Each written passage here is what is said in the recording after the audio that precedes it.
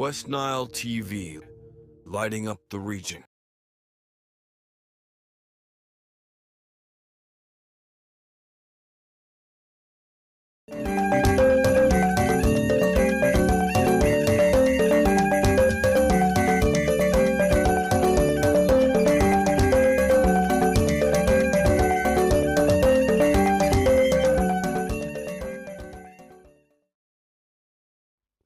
Motiri de Sheng Matini Jan and West Nile TV, Ajul Canal and Bangya Kudagalud Mission Kasiang Wen Mabinu Sabu Sial Kubansheng, Mapodwashi de Lamazongo, Vilamadongo Binukumai.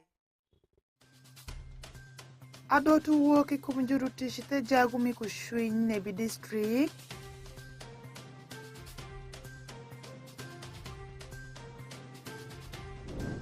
Juluo ngujuru nyoro ya Jumani District ni shwako awia mute sukuru.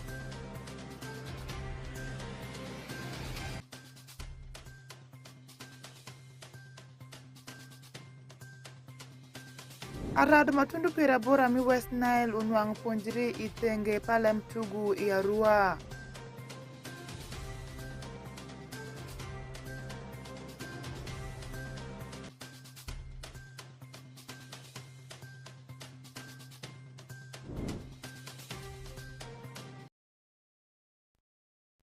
Chenkasi yangwe ninda para busel pa du Mirachel ore li fario kupira reo ya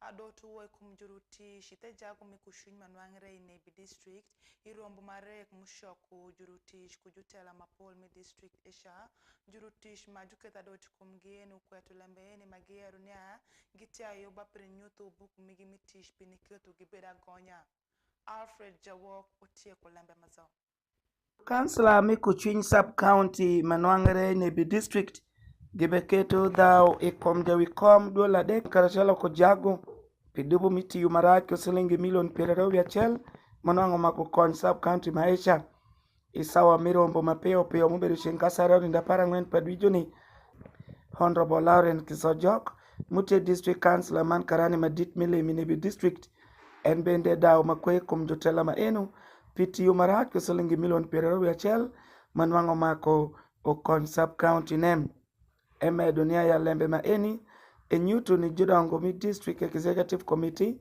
magitingu gen piniweshi LEMB nem. The councillors and other stakeholders and community members, they don't want 3 people. Number 1, they said for chairman, this is the end of him.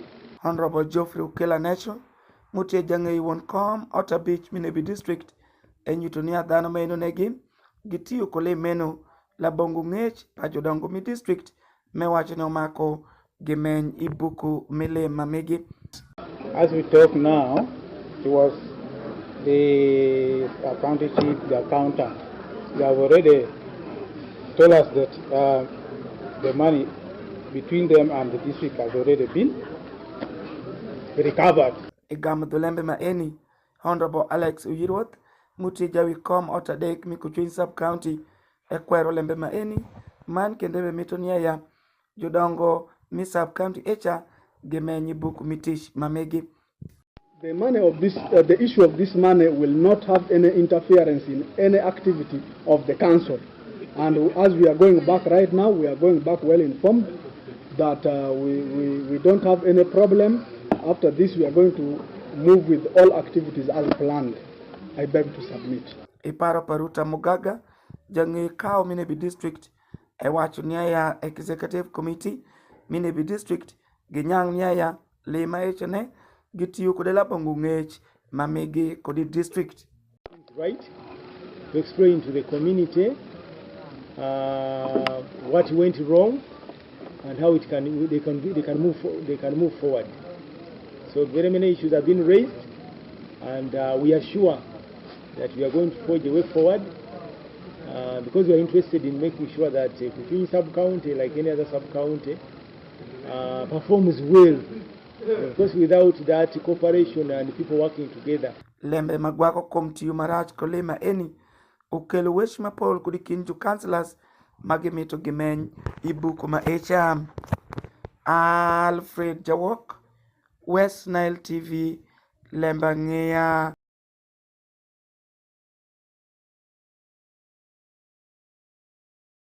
kolema eni yukudela pongu ngech mamigi kodi district.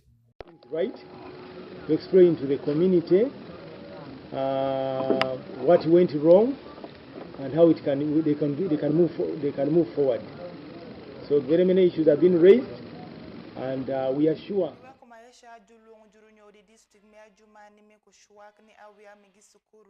Mashalo som mita manyeno bitisha kandario padumerario ore lifario kupirario ya bish yore mikigishuak som porre penimikwigi amora misomu onzima alan ote kwa lembe mazo Mashalo som bitisha kandario padumerario ore lifario kupirario ya bish juluongo jurunyo du district mira jumanenu niagi mikushuak man keru ni awia migi ni neno bende niagi duoka wia migi zo isukuru lambeno wechre ni ndapara ngwen padu mirachel orali fario kupirario ya bish I otish pajawang jawingom pi district mia jumani taban data pita Muluongo jurunyo du neno niagi mikushuak muromu mirawia migi isama gibeshidok ya isukuru As all of you are aware, schools are beginning on the 2nd of February.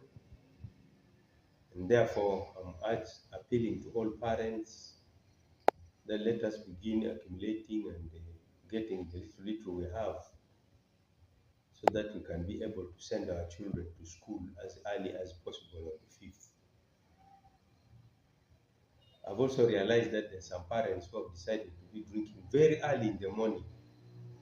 I think soon we are going to take an operation, because this is not the time for drinking. We should be doing some work, at least to support us. Therefore, I'm calling upon parents, let us not waste all. Tabano medu bende nia uring pikipiki makunenia gitiu maber ingudu mashala podi dhano mondu I oru manyena monda. I still want to call upon our boda riders that a group of wrong people have entered the district. So following them, they pretend sometimes to be passengers when they have different aims.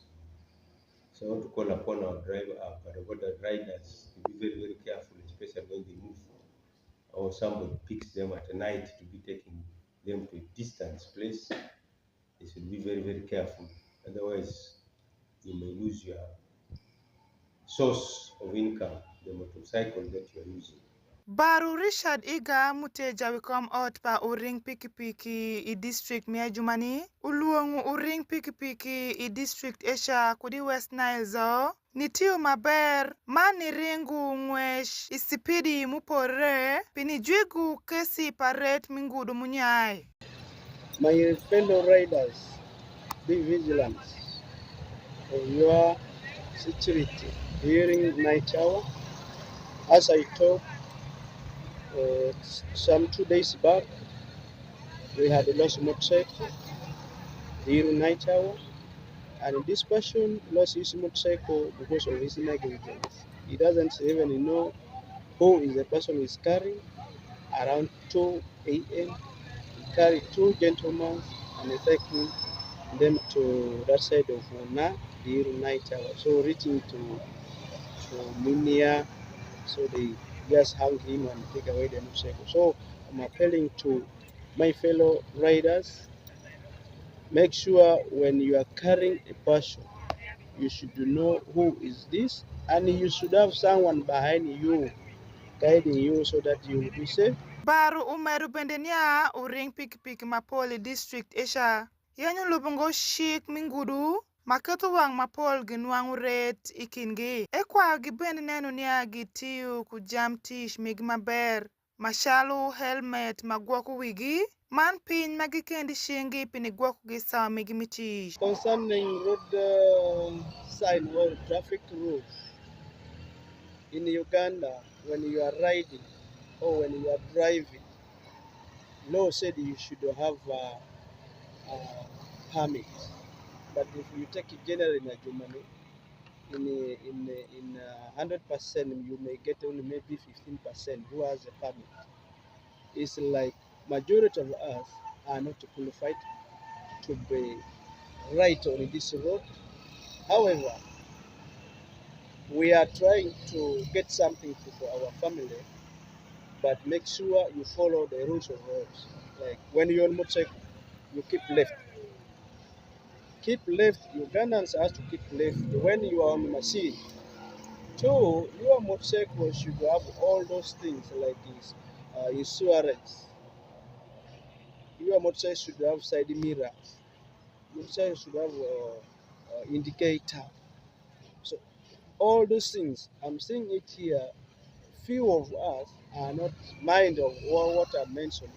Unwang'ere ni a district mia jumani ior mukadho ubedo kukesi paret mingudu matundu daka shell pira bora we abiru mandhana muto mawen gitundu pira ngwen we abora Kashirut Fancy Onzima Alan West Nile TV LEMB ANGEYA Fosh Nzima Alan Pinikelo ala maisha arado matundu pira bora mi West Nile benwangu lemponjiri mangesh itenga pa lem tugu iarua irombo mushakinda paradeg nishinda para biro pa Mirachel orel fario kupira rewa bish istukuru mimvara senior manwangre e adura mi arua Farish Majid otie kwa lembe mazao Dikiripa awia sukuru misinia mi Uganda matugu mushakinda paradeg nishinda para biro pa Mirachel orel fario kupira rewa bish ipie minutu diru megi matungtung ilem tugu Man minwangu ponjri piniketu giti maber itelem tugu eni Ahamid Bashir mutie japonji mi arua public senior nyutu kamaleng nia etie kudanyonga madit pikare magishokri minyutu diru megi matungtung ilem tugu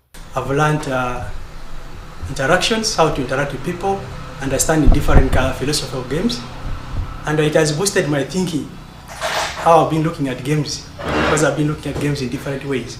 And how I've been handling games in other departments. I thought I was doing it better, but I realized I was actually at the beat. Namuyanja Hadija mutie coach Ashel Telosh Pafufa uwe shurombe nishiketu danu nwangu deru matungtung mangesh mapol ite dekri pajuru tugu. Both associations, FUFA and Uganda Secondary School Sports Associations, are on the roadmap to professionalism. Because definitely FUFA and the association, USSSA, cannot work alone. Therefore, we need the other stakeholders, the coaches, the referees, and the players. Because for us to achieve the professionalism or the objective of professionalism, also the coaches have to be professional.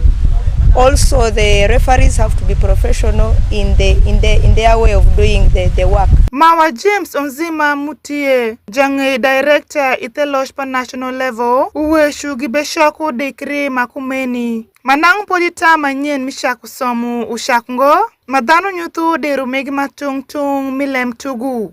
In this training, we don't only have these participants from one school. These participants have been drawn from various schools and various communities that have come. And now because of this, why should we continue to be enemies to one another? Except for us, we say in sports, these trainings now must bring us to be as one body. So we want to throw away issues of hooliganism, we want to throw away issues of fightings and so on, we want to throw away issues of abuse, we want to throw away issues of vandalism. All these we don't. Apangu Rashid, mutie jawe kom ot mananu wilem tugu ya durami arua. Uweshu awea sukuru en bishinu angudiru. Man ponjiri mapol nindu eni. Mabike to giti maber muloyu ilem tugu. You know, we want to impact the knowledge of football skills right from primary. Now, when you see this kind of capacity building, this is to bring that from the teachers so that they are trained. Yeah, there are teachers they did sports, okay? The sports science, and then they did PE, but that knowledge is not enough.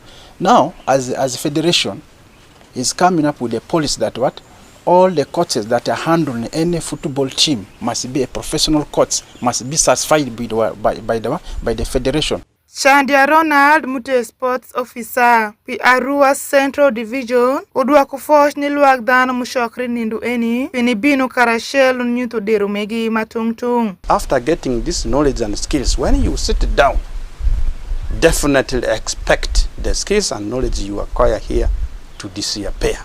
Therefore, my humble appeal is that when they go back, let them go back to field and practice what they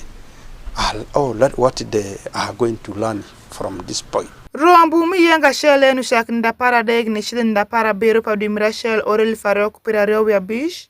Mushoku awia sukuru mi sukuru matungtung mi West Nile. Juponji man unenwi jurutugu kuluak danu mapol ni binu karashelu. Kashindwat fancy Farish Majid, West Nile TV, LEMB ANGEYA. LEMB ANGEYA lem tugum ay bang Farish Majid watunde jik pa LEMB ANGEYA mi de sheng matin mabinu sabu sel ko bang sheng adwa ku fo shiri ngati mite kanano West Nile TV nyanga che kashindwat fancy immediately kanano West Nile TV ko yobma pol mun bini wing shallow street talk with time movie time shuku man Nile cast mabinu sawa share mrutheni dogiri maber.